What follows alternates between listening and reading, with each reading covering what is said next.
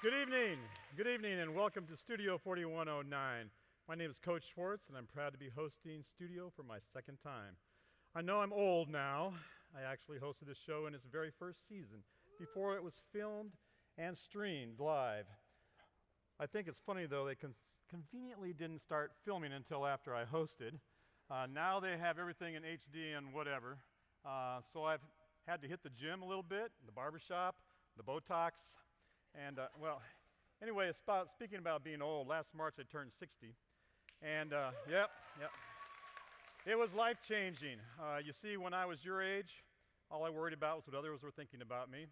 When I turned 40, I went through a divorce, and I didn't care what anybody thought of me.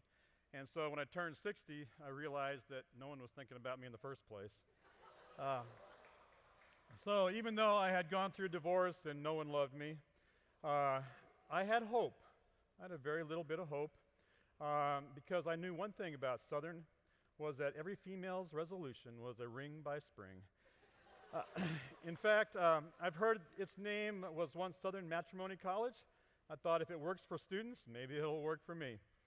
I mean, there have to be adults in my situation, right? It had been 3 years since I had gotten divorced, and maybe a change of scenery would have helped in getting the new wife. Well, it hasn't. But I have had 25 gym master couples get married in the 16 years that I've been here. So if you're looking for that special someone, you might want to try out for gym masters next fall. On that note, there are several gym masters who still need dates. Oh yes, several. In order to keep up with my quota, I'm going to call some of them up here on stage so you can get to see the strapping young men and women who are just dying to go on that Vespers date with you. Let's see, is Jessica Maddox here? She's trying to date one of the writer's brothers. I forgot. The writer's mom was trying to set them up, I think. I don't know. Okay, how about Stacy? Stacy, are you here? What about Brock? No Brock. Okay. Lisa? No. Lilani. I think that's Lilani over there. Come on up here, stage. Come on, no. Lilani. Don't walk out on Coach. me. Come on up. Come up on stage. Let's give Lilani a hand. Hey guys. Now Lilani is one of my highest flyers, and I'm sure if you're free some evening, just give Lilani a call. I'm sure she'd like to spend some time with you. I'd love a date, but we have practice from 8 to 10. Oh, well, what about after practice? Yeah, if you didn't make us work out all the time. Okay, what are you doing all day? I mean, come on, lunch I hear is the best thing to go on right now for dates. What am I doing all day? I'm a double major in psychology education. Why would you even ask that? All right. So maybe you might want to hit Lilani up on Facebook, and see if she can work you into her busy schedule. Thanks, Lilani. Wait, while we're at it, can you just give me the money? And more, because I don't do stages. Thank you. As you can see, we have some great gymnasts. And one important thing about gymnasts that you probably don't know about is that you have to be intelligent. While most of my team is like Lilani and very intelligent, very business-minded, I've had to work with some, let's just say, especially challenged ones. After I finished my master's class in biomechanics, I had a student ask if I could fix her car now.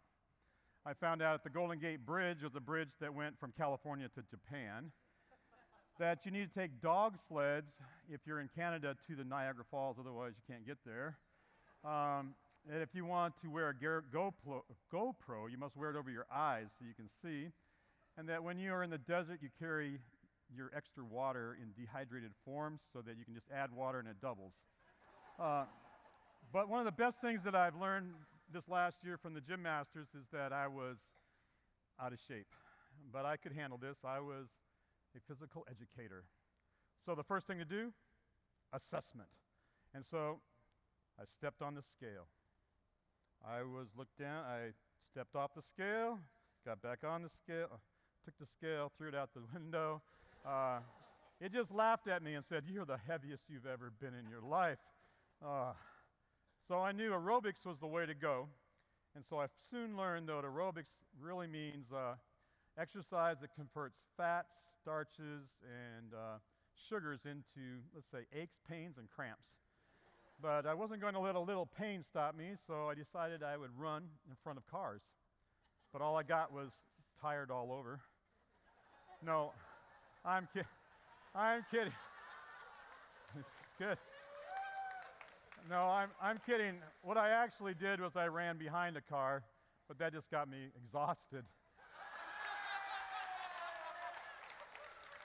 So I sat there just thinking of excuses for how not to work out, you know.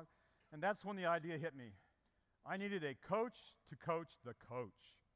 So I looked far and wide to find that one I could afford, that would get results, which being on a teacher's salary is not pretty hard, especially here at Southern. But I finally found her, Helga, a world-renowned powerlifter and disciplinarian. I have made some progress. I have lost over 50 pounds. I've had many women come up and just start talking to me, and not just parents. Well, some moms maybe. Mostly about my weight loss. In fact, I don't know if they found it online. No, probably not. There it is. I posted a felt selfie at Christmas time, but someone had the gall to come up and ask me if what Photoshop program I used. I didn't. They have some nice Instagram filters, though. Richard! Oh, what? You missed a workout today. It's Sabbath. Not anymore. Now on the ground. Drop it. Give me 50. Oh, 50? That's more than I've ever done. Oh, jeez. And your monologue is terrible. I thought I was doing good. Did I say hot? No. Keep going. Okay. I mean, where are your good stories? The kinds that make you cry, like I do, when I read the ingredients on its oatmeal cream pie. Oh, can I stop yet? Please. Did I say hot? No. No, 9. Oh. Anyways, tell them something sweet from the heart. I was telling good stories. Did I say hot? No. Okay. Please say halt. Okay, you can break. Okay, hot. thank you. Hot. Oh, That's good. thanks. Auf Wiedersehen. Yes, go by.